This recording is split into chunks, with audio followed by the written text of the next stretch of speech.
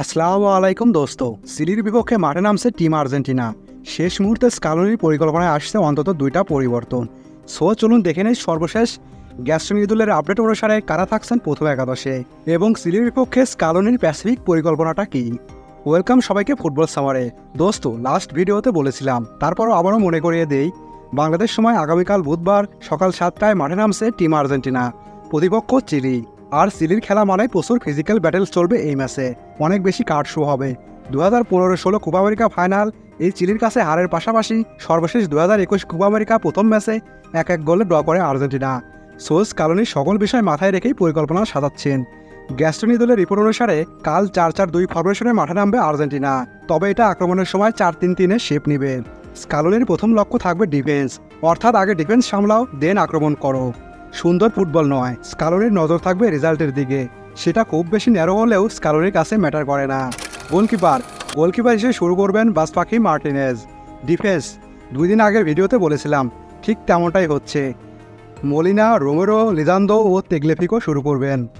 Midfield কানাডার বিপক্ষে নিশ্চয়ই লক্ষ্য করেছিলেন, প্রথম হাফে আর্জেন্টিনা মাঝমাঠ দিয়ে তেমন আক্রমণই করতে পারেনি, ফলে বাধ্য হয়ে লং বল খেলেছে। আর এর অন্যতম কারণ মিড ব্লক। কানাডার কোচ জানেন আর্জেন্টিনা মিডফিল্ড ওরিয়েন্টেড টিম, তিনি মিড ব্লক ট্যাকটিক্স বেছে নেন।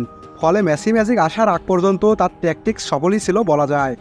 অপোনেন্ট যখন মিড ব্লক করে তখন পারফেক্ট লং বল হয়ে উঠতে পারে মরণাস্ত্র। সেক্ষেত্রে সবার উপরে আসবে এনজো ফার্নান্দেসের নাম। লং বলে সে অদ্বিতীয়। পারেদেস ফার্স্ট হাফে ভালো করলেও আক্রমণে তেমন একটা সাহায্য করতে পারেনি, যা স্কালোনির নজরও এড়ায়নি।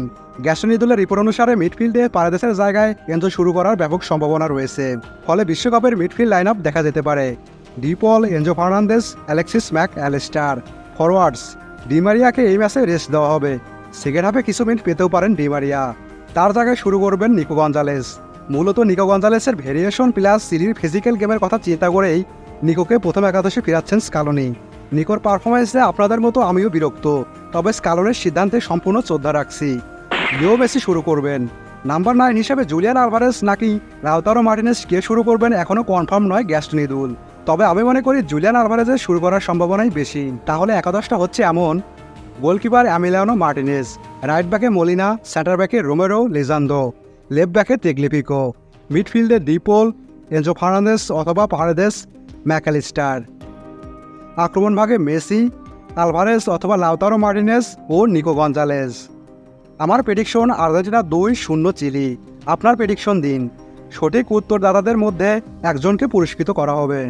সাবস্ক্রাইব, লাইক, ফলো দিয়ে সাথে থাকবেন। ধন্যবাদ সবাইকে।